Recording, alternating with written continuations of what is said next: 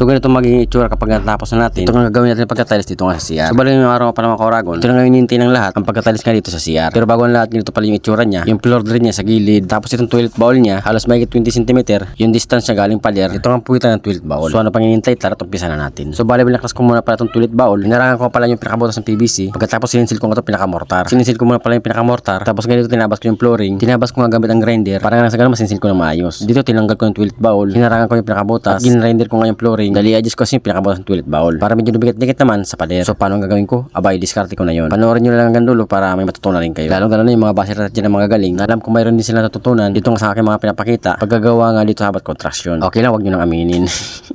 By the way, sa mga gusto parang magpagawa ng bahay dyan na gusto akong kontakin, PM lang po kayo, Antimano, mag-reply ako para malaman ko kung taga saan kayo at kung kaya kong puntahan, game ako. Ops, dito nililat ko na pala ito nga magka-tiles na ako. So bali hindi na pala ako dito gumamit ng tiles na DC. Ginamit ko lang pala dito porong simento. Para naman sa ganun makatipid-tipid yung mayari. Pag layout ng CR. Pag layout mo ako ng CR, ginagawa ko dito, inilagay ko sa kabilang side yung mga siroho. Para madali nyo malaman at makuha kung saan yung toilet bowl at floor drain, doon dapat nakatapat yung mga siroho. Para na sa ganun yung bikat ng siroho, punta doon sa pinaka-floor drain o ng tips pa lang yun ha. So bali dito pinakalawang pa lang ginagawa natin na CR, 254, 240 kabilang side yung haba. Yung pinakalapad naman niya, 174, 169. Yung kabilang side naman niya. Ang laki no? Ang laki ng diferensya. Napakalaki ng diferensya, napakalaki parang wala sa eskwela. Alam na this. Kapag mga ganito mga kurang tinitiles nyo, unahin nyo muna yung layout sa baba bago i-tiles yung pader. Take note ha, layout lang yun. Huwag nyo muna i-tiles yung flooring kung i-tiles nyo pa yung pinaka-wall o yung pinaka-pader ng CR. So dito tinitiles ko na yung flooring dahil siyempre flooring yung i-tiles ko. Tapos may isang patong na tiles dito sa wall. Kaya naman unahin natin yung flooring. So bali yung pag-layout ko pala nito, kinuha ko pala yung pinakahaba niya. Tapos doon tinansayan ko sa gitna dahil i-drop kasi yung para sa gripo. Tapos dito sa pinaka-toilet bowl, nakaangat naman siya. So bali na-drop ko pala siya ng 1 in 1 inches galing nga sa gitna sa pagitan ng toilet bowl at itong gripo. At saka naman nga siya ni eskwala na pinaka-zero niya sa kabilang side lang. Uulitin ko, yung pinaka-zero niya dapat papunta doon sa pinaka-floor drain. Para na sa ganun, magandang dalo yung tubig papunta doon sa floor drain. So bali nagbasa-basa tayo sa mga comment. Kapag magli-layout doon ng tiles, pintuan daw sila nag-eskwala. Siguro kung pinaka-bahay yung gagawin nyo, tulad na lang ng service entrance. Pero kapag CR ang gagawin nyo, abay wag nyong gagawin. Nasa pintuan kaya mag-eskwala, lalo na kapag wala pa sa eskwala yung CR. Abay sabi nga, masisira ka sa trabaho mo, masisira pa ang buhay mo.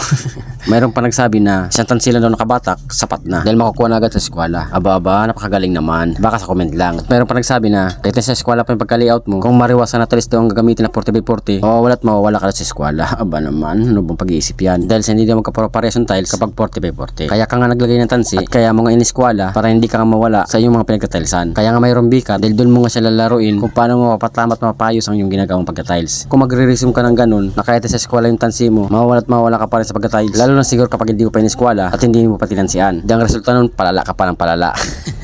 Mga bagay na pagminsan, kung ano nakikita ng kanilang mata, kung ano masasabihin. Karamihan kasi dito sa atin, gagaling sa salita, kulang naman sa gawa. Aray ko. Ops, tika lang, malapit na ba matapos? Zero na lang pa nilagay ko. Tapos natin itong flooring. Kaya naman ito na maging itsura. Ito nga mga kinabit natin na tiles. Matinding zero ang makikita nyo dahil nga wala sa eskwela itong CR. Alam ko na naman sabihin nyo. Ba't mayroong zero sa gilid na maliit? Bakit hindi patay yung zero ho? Mga bagay lang niya, paulit-ulit yung kinokomment. Wala nga ni sa eskwela itong CR, kaya nga nagkaganyan. Yung tatapusan natin sa ginawa natin.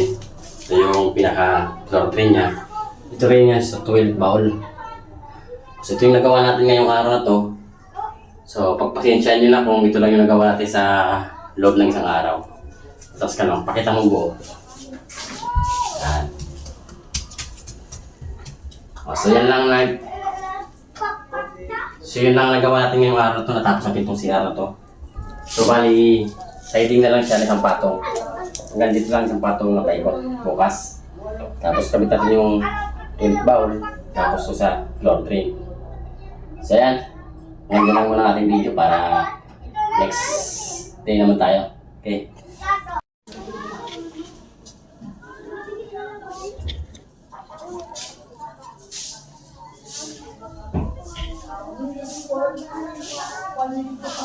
So ano masasabi nyo dito sa Siroho? Comment below dito sa baba para malaman ko. Game, unahan na yan. Abangan na lang ang next video.